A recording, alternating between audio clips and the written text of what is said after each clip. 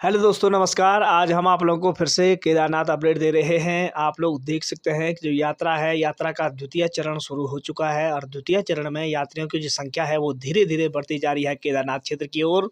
तो आप लोगों से अनुरोध है, मौसम साफ होता जा रहा है और उसी को मद्देनज़र रखते हुए कल सुबह को और परसों शाम को चमोली के नंदा नगर में बादल फटा था, जिस कारण से वहाँ 6-7 लोगों की मृत्यु हुई थी और पूरा गांव तबाह हुआ था। आप लोग रात की जो तस्वीरें हैं वो देख सकते हैं, कितनी भयभीत करने वाली तस्वीरें हैं। पूरा जो नाला था वो गांव ने और गांव के बीच भटक गया, जिस कारण से जो परिणाम है वो इतना खतरनाक हुआ कि पूरा गांव तबाह हो गया। आप देख सकते हैं जो सीधी तस्वीरें हैं। परसों रात को चमोली के नंदानगर में ये बादल फटा था और कल की जो सुबह उगी थी, उस सुबह का जो सूर्योदय हुआ था, उस सूर्योदय में 6-7 लोगों ने अपनी जान गंवाई और कई मवेशियों की वहाँ पर मौतें हुई हैं। तो आप लोग देख सकते हैं कि उत्तराखंड में अभी भी जो मौसम का कहर है वो बरप रहा है, उसमें अभी भी कोई कमी नहीं दिख रही है। न जाने कब तक ऐसा जो कहर है वो बरप जाएगा। आप देख सकते हैं जो तस्वीरें हैं भयभीत करने वाली है चमोली के नंदानगर क्षेत्र की। परसों ही फिर थराली, फिर न जाने कहाँ-कहाँ कैसे-कैसे हालात हैं और यहाँ पर आप देख सकते हैं किस प्रकार से हेलीकॉप्टर के ज़रिए जो मरीज़ हैं, जो यहाँ पर आप देख सकते हैं मवेशियाँ मृत पड़ी हुई है और ये जो क्षेत्र है, यहाँ पर ये खतरनाक तबाही हुई थी, जिस कारण से यहाँ का जो हिसाब किताब है आप देख सकते हैं। कल सुबह जब यहाँ एनडीआरएफ, एसडीआरएफ पहुँची, आप देख सकते हैं पूरे गांव को तबाह कर दिया। तो इस प्रकार से कुदरत का जो कहर है वो बरप रहा है और इसी कहर ने पूरे गांव का अस्तित्व और नामो-निशान मिटा दिया। तो उत्तराखंड में न जाने प्रकृति का जो कोप है वो क्यों बरस रहा है, उसका अभी तक कोई भी जो परिणाम है वो सामने नहीं आया। आप देख सकते हैं पूरे गांव को इस प्रकार से तबाह कर दिया। तो प्रकृति का कोप जो है अभी भी बरस ही रहा है उत्तराखंड के ऊपर। तो अब धीरे-धीरे जब मौसम साफ होता जाएगा तो रास्ते की अपडेटें आप लोगों को देंगे। आप देख सकते हैं रास्तों में अभी भी जो कुछ ब्लॉकेज हुए थे, उन रास्तों को खोलने के जो कार्य हैं वो शुरू हो रहे हैं। जहाँ-तहाँ रास्ते पर ऊपर से लैंडस्लाइड हो रहा है और उन लैंडस्लाइडों को मशीनों के द्वारा साफ किया जा रहा है, जिससे कि यात्रा में कोई भी बाधा पैदा ना हो। तो आप लोग देख सकते हैं कि चारों ओर का जो माहौल है धीरे-धीरे करके बढ़ता जा रहा है। केदारनाथ में जो यात्रियों की संख्या है धीरे-धीरे बढ़ती जा रही है।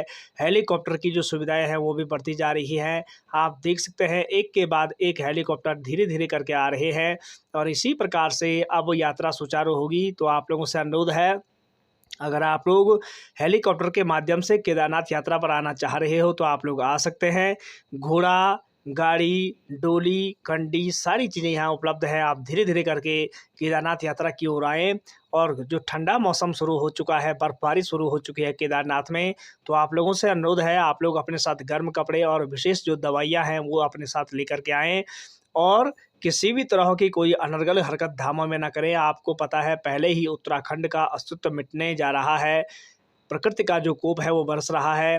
अगर इंसान अपनी श्रद्धा और भक्ति लेकर के यहाँ आएगा तो मन में श्रद्धा और भक्ति रहेगी तो भगवान भी दया करते हैं, भगवान भी साथ देते हैं। लेकिन जब मन में दया और भक्ति नहीं रहेगी तो उसका जो परिणाम है वो भी खतरनाक होगा।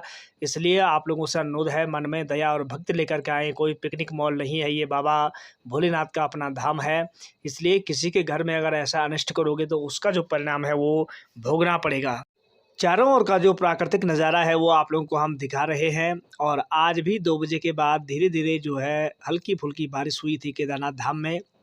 तो आप लोगों से अनुरोध है कि आप लोग अपने साथ गर्म कपड़े लेकर के केदारनाथ धाम में आएँ। आप देख सकते हैं यहाँ विभिन्न प्रकार के जो यात्री हैं वो आ रहे हैं। भारत के कोने-कोने से यहाँ यात्रीगण आ रहे हैं। रास्ते की अपडेट आप देख सकते हैं कि चमोली के नारायणबगड़ से लेकर कमेड़ा तक के जो रास्ते हैं वो धीरे-धीरे करके खोल दिए जा रहे हैं ताकि यात्रा के लिए सुचारू हो सके।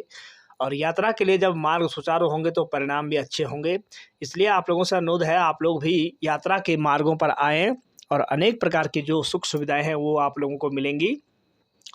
इसी को मद्देनज़र रखते हुए रास्ते में जितनी भी अपडेटें हैं वो सब आप लोगों को दे रहे हैं। आप देख सकते हैं रुद्रप्रयाग, बद्रीनाथ राष्ट्रीय राजमार्ग से होते हुए, कमेड़ा से होते हुए इस प्रकार से धीरे-धीरे वाहन बद्रीनाथ धाम की ओर जा रहे हैं।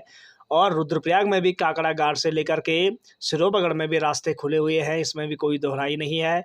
तो आप लोग अपनी गाड़ियों के माध्यम से या फिर जो अन्य यात्री के वाहन हैं, उन यात्रियों के वाहनों में आप लोग आ सकते हैं और किराए की गाड़ियों में भी आप लोग आ सकते हैं, जिसमें कोई भी दोहराई नहीं है। तो आप लोग उचित दामों में आ सकते हैं। आप देख सकते हैं रुद्रप्रयाग से लेकर सिरोमणि से लेकर के चारों धामों का जो मार्ग है वो धीरे-धीरे खोलने के कगार पे जा रहा है। तो आप लोगों से अनुरोध है, जब जब भी केदारनाथ धाम की ओर आप लोग आएँगे तो सुरक्षित होकर के आप आएँगे।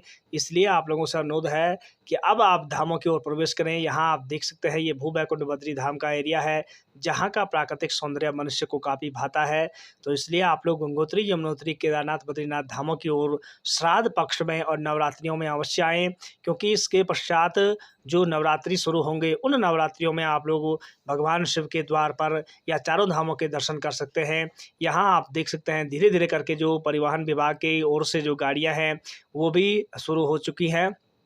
तो आप देख सकते हैं रास्तों में जहाँ-तहाँ गंगोत्री, यमुनोत्री से भी चारों ओर जो रास्ते हैं वो धीरे-धीरे खुलते जा रहे हैं। तो आप लोगों से अनुरोध है, आप लोग भी आएँ। रात का जो नज़ारा है, अभी 7 बजे का जो नज़ारा है वो आप लोगों को दिखाते हैं। आरती का समय है और आरती के समय पर यहाँ आप देख सकते हैं सारे भक्तगण यहाँ पर इकट्ठा होते हैं और उसके पश्चात यहाँ पर आरती होती है।